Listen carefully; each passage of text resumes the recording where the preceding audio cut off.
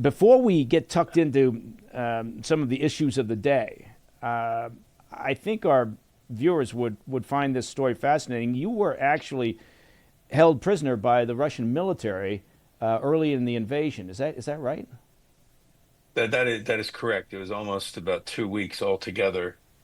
Um, and it was well, as you can imagine, a terrifying experience. But what happened is we were trying to get to a train station and driving down a road where there was nothing on the road. There was no signs of anything, but there was a trailer, a tractor trailer, not the actual tractor, but the trailer, the empty trailer blocking the Mm. road. We tried to go around it, and suddenly the Russian army popped out from nowhere, and they didn't say stop. They didn't say wait a minute. They just started firing.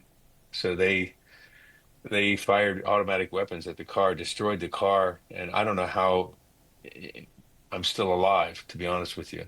Um, and stole everything that we owned, absolutely everything. So when I read today articles that say the Russian army has now become a massive criminal gang, I'm like, well, it kind of already was from the very beginning. It's a matter of degree. Um, Yeah. but it was in the area right near Bucha where we were. So I think we're the only people who are still alive who got taken by the Russians there, and then was taken someplace else into a middle of a forest where I almost froze to death, and then taken and put in an underground bunker for a couple of weeks at Gostomel Airport, which the Russians had tried to take but couldn't fly anything in. And then eventually driven out through the radiation zone of Chernobyl and dropped by the side of the road and was told Belarus is that way, you should start walking. But absolutely no possessions returned, not at all, nothing. Everything was stolen. Um, I've never seen a more depraved, absolutely barbaric group of people. I mean, these people could give Attila the Hun a run for his money. Did there And of did, course, did there seem to be with the people that had picked you up? Did there seem to be an obvious chain of command? Was it a was or was it more like a loose band of thugs?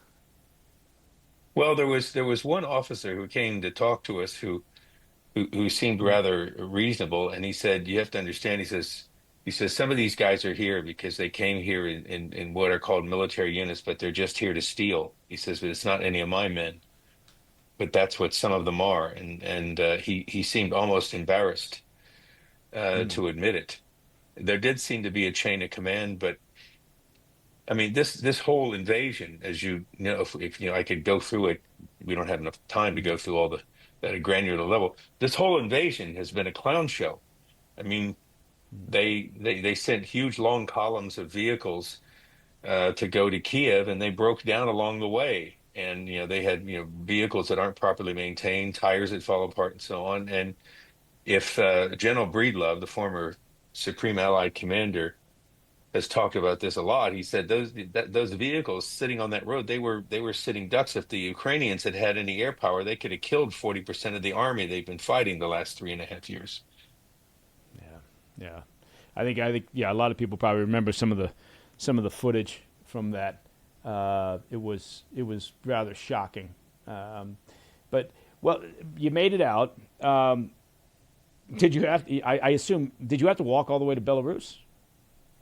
We walked all the way into Belarus and then problem getting across the border because I'm an American. I didn't have a visa or anything, but they had a provision I could be in the country for 48 hours transit. And then we're taken by the Red Cross about 200 kilometers to another city, and then from there on a train to the border with Poland, and then across the border.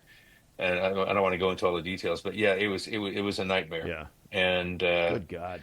uh, and but I'm lucky. I'm one of the ones who's still alive. As far as I know, my home in Kiev is still intact, but I know plenty of people that the home they lived in all their lives is gone and they have nothing. Yeah. Hey, thanks for tuning in. If you enjoyed this video, don't forget to hit that like button and leave a comment, a really positive, nice, and kind comment. That would be appreciated. And if you're not already subscribed to our channel, make sure to subscribe and turn on notifications so you don't miss any of our daily updates.